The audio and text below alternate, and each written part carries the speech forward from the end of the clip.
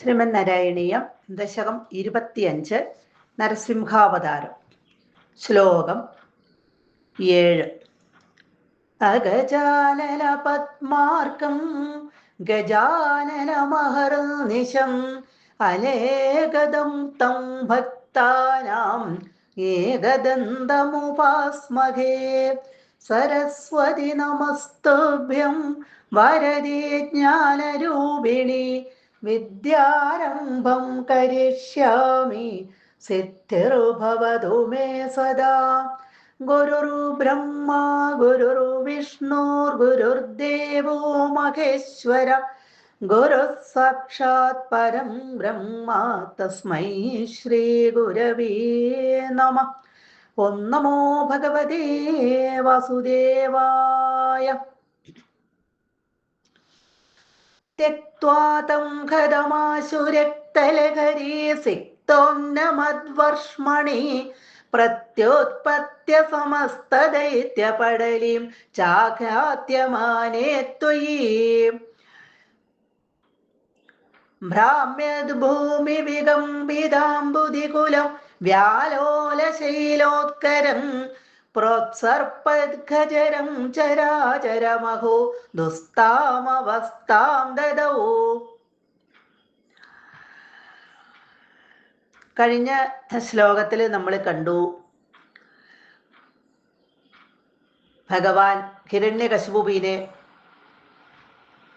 രണ്ട് കൈകൊണ്ട് മുറുകെ പിടിച്ചുയർത്തി ഉമ്മറപ്പടിയിലിരുന്ന് തൻ്റെ തുടകളിലേക്ക് മലർത്തിക്കിടത്തി.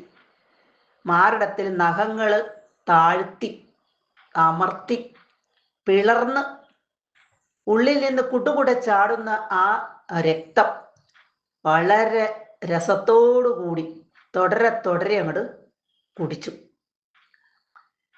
എന്നിട്ട് സിംഹത്തിൻ്റെ അലർച്ച പോലെയുള്ള ആ ശബ്ദം, ലോകങ്ങളെയെല്ലാം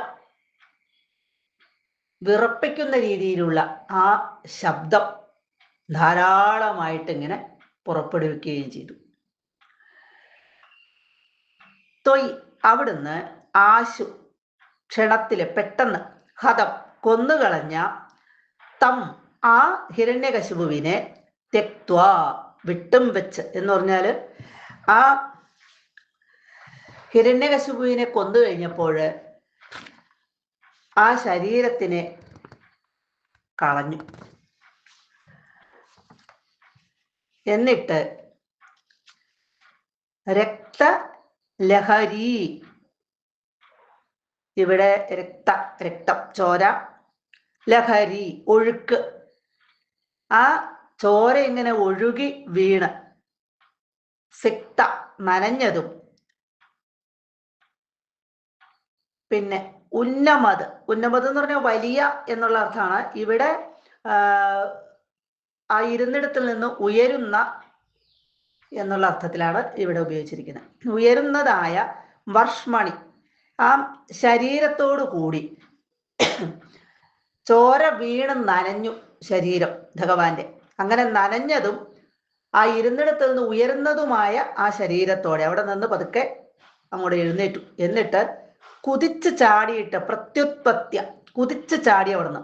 എന്നിട്ട് സമസ്ത ദൈത്യപടലിയും, സമസ്ത സകല ദൈത്യപടലിയും, പടലി എന്നൊരു സമൂഹം കൂട്ടം, ആ അസുരന്മാരുടെ കൂട്ടത്തെ, ഭഗവാന്റെ നേരെ ആ വരുന്ന അസുരന്മാരുടെ ആ കൂട്ടത്തെ ചാഖാദ്യമാനെ വീണ്ടും വീണ്ടും ഭക്ഷിക്കവേ, കടിച്ചുടയ്ക്കവേ, ഇവിടെ വീണ്ടും വീണ്ടും പിടിച്ച് ആ അസുരന്മാരെ ഓരോരുത്തരെയായിട്ട് ഇങ്ങോട്ട് പിടിച്ചിട്ട് ആടും വായിലിട്ട് കടിച്ചുടച്ചു. അഹോ ആശ്ചര്യമീ ചരാചരം, ഈ സ്ഥാവര ജംഗമാത്മകമായ, സ്ഥാവര ജംഗമങ്ങൾ ഇളകുന്നതും ഇളകാത്തതുമായിട്ടുള്ള എല്ലാം നിറഞ്ഞിരിക്കുന്ന ജീവജാലങ്ങളെല്ലാം നിറഞ്ഞിരിക്കുന്ന ഈ ജഗത്താകെ, ഈ ഭൂമിയാകെ, ഈ പ്രപഞ്ചമാകെ, ഭ്രാമ്യത് ഭൂമി വല്ലാതെ ചുഴലുന്ന വട്ടം കറങ്ങുന്ന ഭൂമിയോട് കൂടിയതും, വികമ്പിത അമ്പുതികുലം ഇളകി മറിഞ്ഞ അമ്പുതി സമുദ്രം, കുലം എന്ന് പറഞ്ഞാൽ ഇവിടെ കൂട്ടം, സമൂഹം.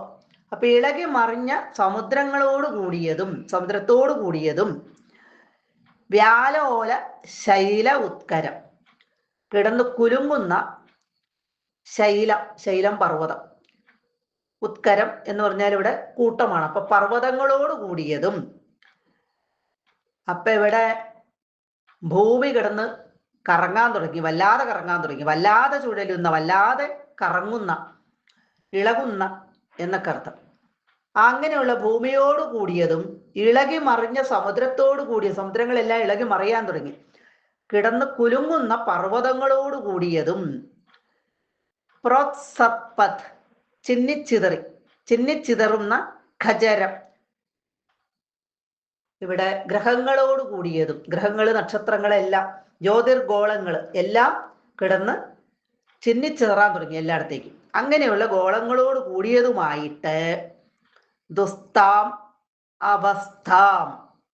അപ്പൊ ഈ ജഗത്താകെ, ഈ പ്രപഞ്ചമാകെ വല്ലാതെ വട്ടം കറങ്ങുന്ന ഭൂമിയോട് കൂടിയും ഇളകി മറിഞ്ഞ സമുദ്രത്തോടു കൂടിയും കിടന്ന് കുലുങ്ങുന്ന പർവ്വതങ്ങളോട് കൂടിയതും അതുപോലെ ചിന്നിച്ചിതറുന്ന ജ്യോതിർഗോളങ്ങളോട് കൂടിയും ഗ്രഹങ്ങളും നക്ഷത്രങ്ങളോടും ഒക്കെ കൂടിയതുമായിട്ട് ദുസ്താം അവസ്ഥാം ദദോ.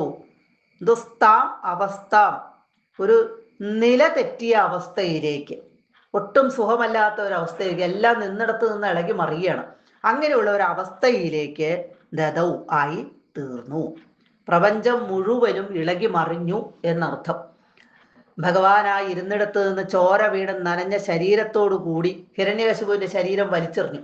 എന്നിട്ട് അവിടെ നിന്ന് അങ്ങോട്ട് ചാടി എഴുന്നേറ്റിട്ട് തൻ്റെ നേരെ വരുന്ന ആ അസുരന്മാരെ മുഴുവനും പിടിച്ച് കടിച്ചുടച്ച് ചവച്ചരച്ച് തുപ്പിക്കളയുക, അല്ലെങ്കിൽ കഴിക്കുക, ഇങ്ങനെയുള്ള അവസ്ഥയിലേക്ക് എത്തി.